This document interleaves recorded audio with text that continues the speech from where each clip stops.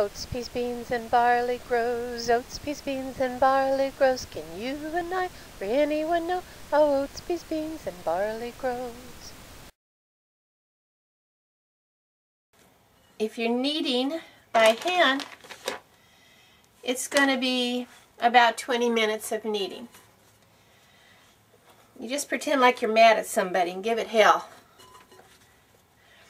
But if you're using your fancy smancy, did I just say hell? Sorry about that.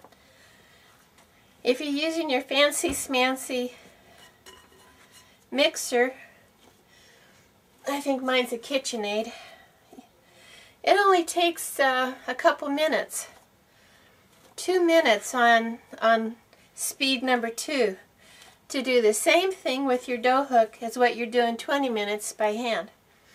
So can you do it by hand? Sure. I wouldn't be showing you a recipe that you couldn't do by hand because you may not have electricity or your mixer when you're out somewhere. Oh, this is starting to feel pretty good. If you notice, it's starting to get kind of rubbery, kind of soft instead of flaky like it was. It's turning good. The little yeast in there is eating the sugar and expanding up. And there's a cooperation between your hands and the dough. Your hands are warm, and they're warming up the dough as you knead it. You're redistributing everything, and you're getting that gluten or the fibers in the flour to really stretch and do their thing. And that will help your dough to stick together and rise like it should in the oven. Okay, I'm going to shut the camera off because we don't want 20 minutes of this, do we? Just a quick note about something. While you're kneading your dough, if you happen to have to add a little flour, don't try to remember to, after a while, not to sprinkle it right on your dough, because you may actually get too much on there. Cover your hands with flour and then knead some more, or lift up your dough and flour your bowl itself. I like the covering my hand part, because then I make sure that whatever flour I'm slowly incorporating really gets integrated in that dough. And the little bit you just spread over your hands is so minimal, a little bit at a time, you for sure will not over-flour your dough.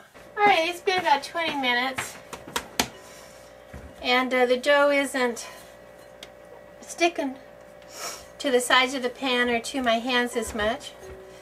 So I think we're doing pretty good. And when I punch it, it still has a little spring coming back, so that means it's getting elastic. That means it's about ready to be set aside and rise. So for this part, you want a nice, clean, oiled bowl. And I'll show you what to do with that in just a minute. Okay, here's your nice, clean bowl. And you want to grease up the inside with oil. Try to make it oil that doesn't taste too strong. I'm using canola right now. But I have used olive oil. It does lend a little flavor to your finished product. Just keep that in mind. Okay, I had covered my dough with a scrupulously clean kitchen towel while I was getting my bowl prepared. You set your bread right in the middle of that. Your bread to be, cinnamon roll to be. And you kind of get that in the oil there and then flip it around. And now you have oil on both sides of it. Now you can put a plastic wrap over the top if you have it. I'm going to say that we don't. And put in a clean towel right over the top. Now we're going to have to set this warm.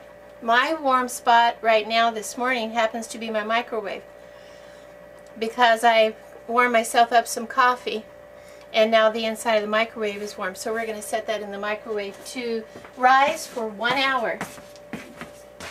1 hour. Now you're going to get the flavoring together for your cinnamon rounds. You need 1 cup of firmly packed brown sugar, 1 cup of regular sugar, and I keep my measuring cup right in my sugar container so it's handy. You're going to need a 1/4 cup of all-purpose flour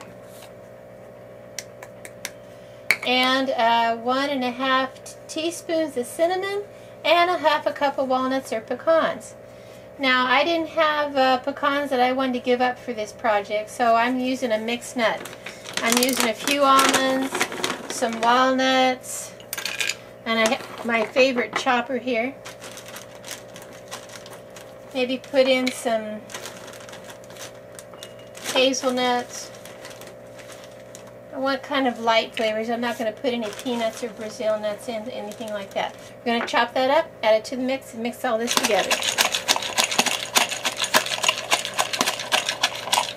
Don't forget to include manual tools in your inventory list.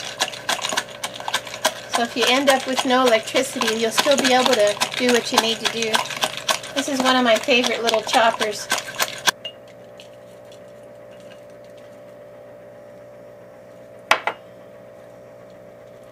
I don't want to have real big nuts in my cinnamon rounds, so I'm filtering out the smaller ones from the chopper first, and then I'll put these bigger ones back in again and give them another round.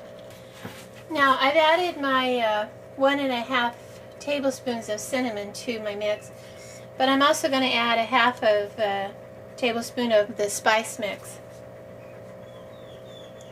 That's about enough.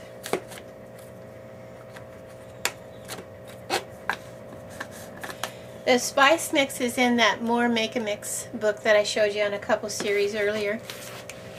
Might as well fill up my mixed nut jar while I've got my nuts out.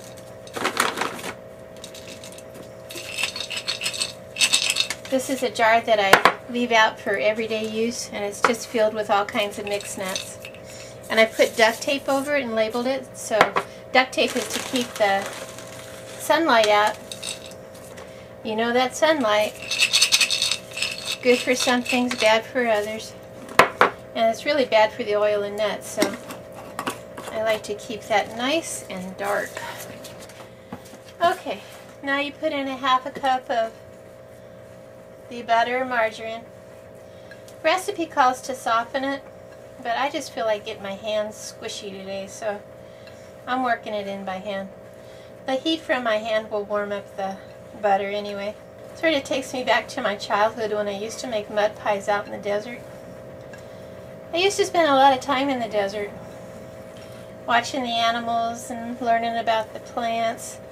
Used to disappear for hours. We had a big desert lot next door, and if Mom couldn't find me, pretty much that's where I would be. I'd be on my belly or on my hunkers.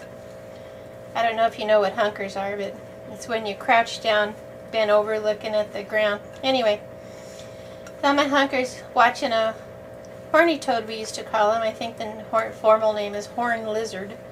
But we used to call them horny toads because that's what they are. They were toads and they were all horny they look like miniature dinosaurs, and I just love that. Boy, I was fascinated by those. Yeah, this butter is breaking up nicely, and it's combining with the brown sugar, regular sugar, and all the nuts. This will be your flavored layering on that wonderful sweet dough that's rising over there. Make sure this is nice and mixed. I was so surprised at how the horny toads could eat ants.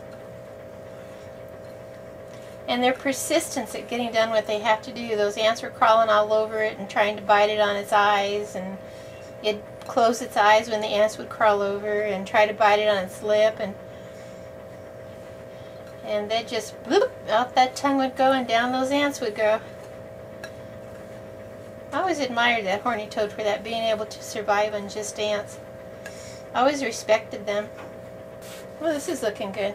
I'm going to cover this with a little bit of plastic or something that I have handy, maybe a lid to keep some of the moisture in while we're waiting for the bread to rise. And then I'm going to go outside and see if the sunshine is going to cooperate today and let me bake this in my sun oven. For anyone know how oats, peas, beans, and barley grow?